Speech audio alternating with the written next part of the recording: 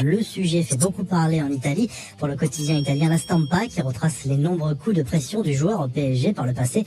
Le milieu de terrain en veut à la vieille dame qui a choisi de geler les salaires pendant 4 mois, de quoi alimenter déjà les rumeurs d'un éventuel départ cet été. À force de vouloir être partout, Jean-Michel Aulas s'est un peu emmêlé les pinceaux en signant la pétition à d'Amiens pour un championnat de Ligue 1 à 22 équipes, ce qu'il n'a jamais souhaité à titre personnel. Je soutiens Amiens contre l'arrêt prématuré de la Ligue 1. Je ne suis pas favorable à une Ligue 1 à 22 équipes, a tweeté le président de l'OL qui en a profité pour tacler Jacques-Henri Hérault, qui s'occupe de son vestiaire, a écrit le dirigeant lyonnais sur Twitter à son homologue marseillais en référence aux tensions actuelles entre l'OM et les joueurs à propos des salaires. Et si Rennes était privé de Ligue des Champions sans même avoir une chance d'y participer.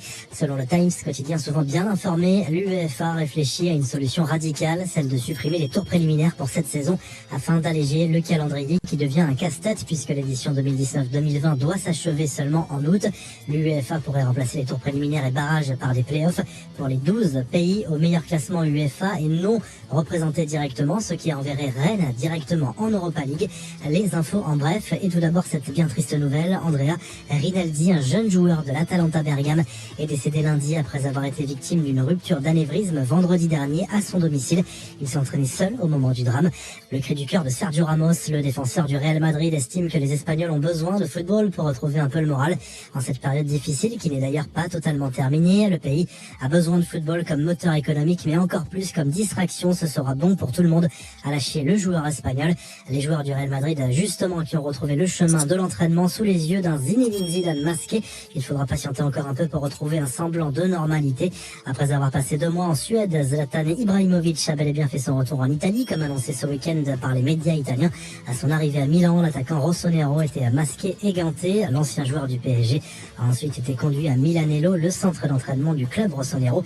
Lionel Messi lâche encore un gros chèque dans la lutte contre le Covid-19. L'Argentin s'est montré particulièrement généreux avec une fondation qui œuvre dans la lutte contre le virus en Argentine. La star du Barça a fait un don de 500 000 € pour acheter du matériel au personnel soignant. La reprise de la Première Ligue reste incertaine. Le gouvernement britannique autorise en tout cas une éventuelle reprise du championnat anglais à partir du 1er juin à huis clos.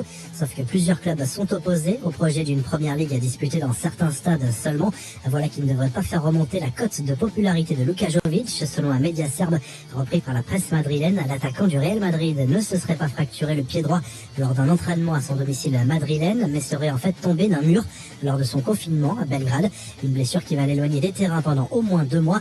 Ousmane Dembélé va pouvoir retrouver le chemin de l'entraînement. Opéré de la jambe droite il y a 3 mois, le Français a bien été testé négatif au Covid-19.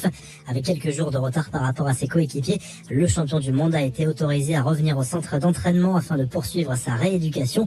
Un cadeau très bling-bling pour les joueurs du PSG. Ils vont recevoir des coques de téléphone en or de 24 carats en surface en guise de cadeau pour célébrer le titre de champion. Des coques personnalisées avec numéro de maillot, nom du joueur et logo de la Ligue 1 accompagné de la mention champion de France 2020.